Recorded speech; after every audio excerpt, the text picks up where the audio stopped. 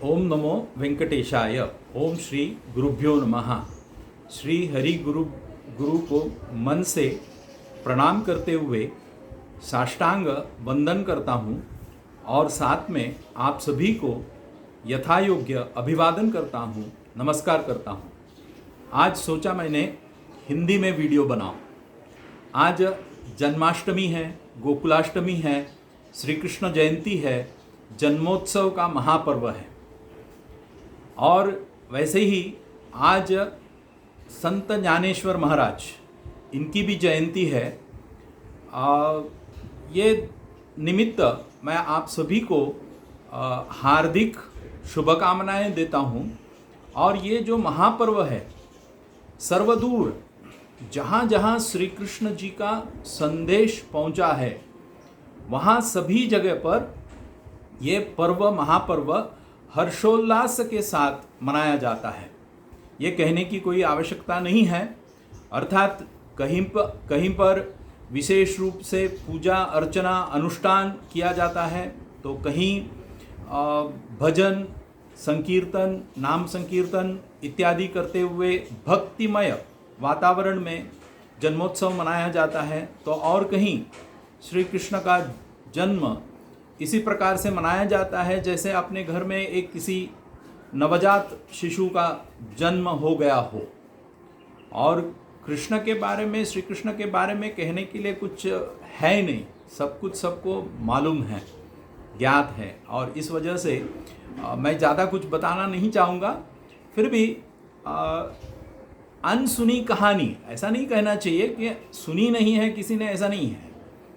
मतलब कम सुनी हुई, मतलब ज़्यादा बहुत सारे लोगों ने नहीं सुना है, इस प्रकार की एक दो घटनाएं या एक दो कहानियाँ, पौराणिक कहानियाँ मैं बताना चाहता हूँ। सबसे पहले भक्त, परम भक्त संत श्री ज्ञानेश्वर महाराज के बारे में बताना चाहूँगा, क्योंकि भक्त का अधिकार पहला होता है। इसी वजह से संत ज्ञानेश्वर के बारे में जो मुझे मालूम है वो आपके सामने प्रस्तुत कर रहा हूँ। संत ज्ञानेश्वर के बारे में सारे लोग तो जानते ही हैं। अपने आयु के 15 साल में ही उन्होंने भगवत गीता के ऊपर टीका टिप्पणी, मतलब कमेंटरी, भाष्य लिखा।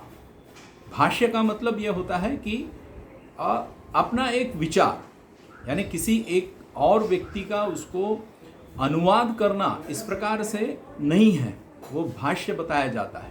तो इतने कम उम्र में ज्ञानेश्वर महाराज ने पैठन, ऐसा एक गांव है महाराष्ट्र में, वो पैठन में आज भी वहाँ पर एक मंदिर है। वो मंदिर के एक खंबा है, खंबे के नीचे बैठ करके उन्होंने लिखा हुआ है। आज भी हम वहाँ पर दर्शन करने के लिए जा सकते हैं और वहाँ पर वो खंबे के ऊपर लिखा हुआ है कि यहाँ बैठते हुए उन्होंने भगवत गीता के ऊपर भाष्य किया करके, उसको उन्होंने नाम दिया था, ज्ञानेश्वर महाराज ने नाम दिया था भावार्थ दीपिका। परंतु बाद में ज्ञानेश्वर महाराज रचित होने के कारण उसको ज्ञानेश्वरी ऐसा नाम प्रसिद्ध हुआ।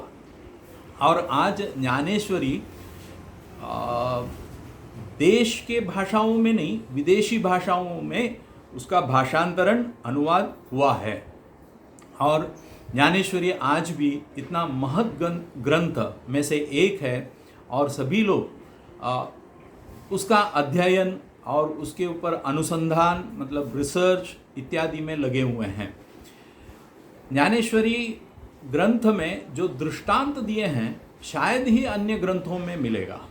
इतने सारे दृष्टांत दिए हुए हैं। कहा जाता है श्री कृष्ण भगवान स्वयं ज्ञानेश्वर महाराज के सामने प्रकट हुए और उन्होंने कहा कि हे ज्ञानेश्वर, आप ये मराठी में लिख पाओगे क्या, ताकि यानी सर्वसामान्य लोगों को ये भगवत गीता का जो संदेश है ये समझ में आ जाएगा। और ये तो आशीर्वाद ही भगवान का।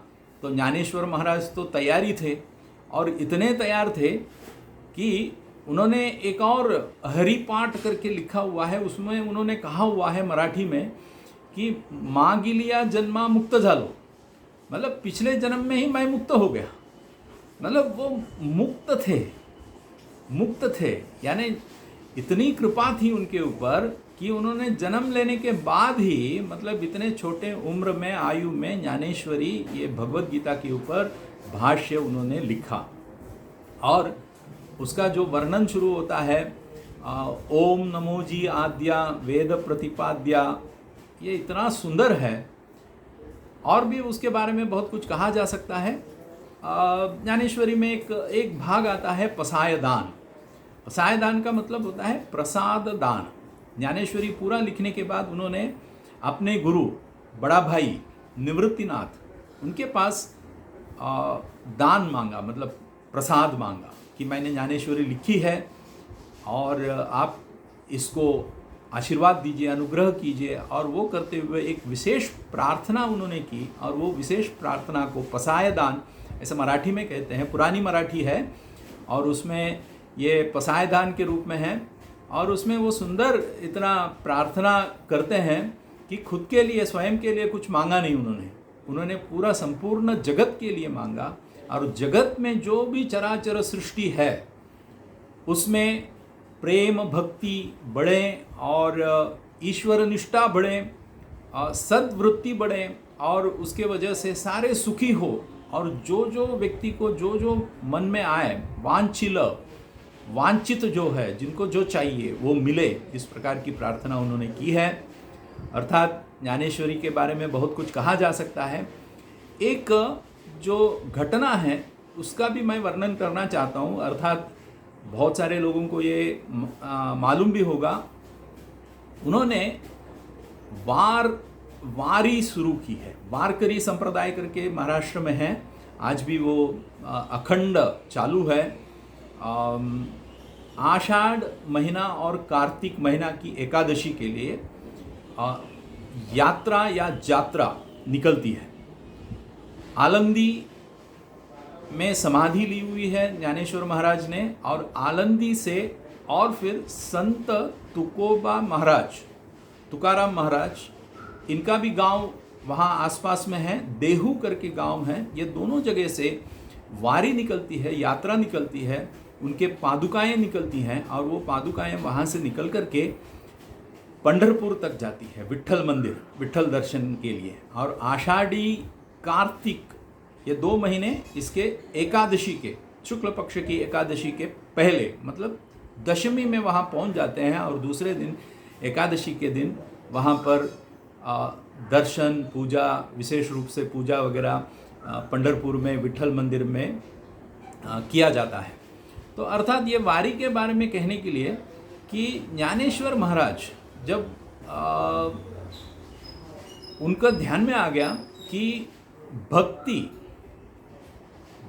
के बारे में लोगों के बीच में आस्था कम होते जा रही है, और ये भक्ति मार्ग को श्रेष्ठ बनाना है, प्रशस्त करना है। तो शायद ये भक्ति के लिए ही, क्योंकि ज्ञानेश्वरी में भी भक्ति के ही बारे में बताया हुआ है, उन्होंने भक्ति का वर्णन किया हुआ है, भक्ति के सिवाय कुछ नहीं होगा। अर्थात ज्ञान चाहिए, ज्ञान चाहिए, लेकिन ज्ञान केवल ज्ञान से नहीं होगा, भक्ति भी उसके साथ जुड़ी रहनी चाहिए, ऐसा उनका एक मत है। और उन्होंने ये वारी शुरू की, और वारी शुरू करते समय उनके जो आसपास वाले जो गांव वाले हैं उनको सबको उन्होंने बोला, चलो अपन आषाढ़ महीना है, एकादशी का दिन है, शुभ पर्व पर हम विट्ठल दर्शन करेंगे। अर्थात वारी उसके भी पहले थी, क्योंकि एकादशी के दिन पंढरपुर जाने का क्रम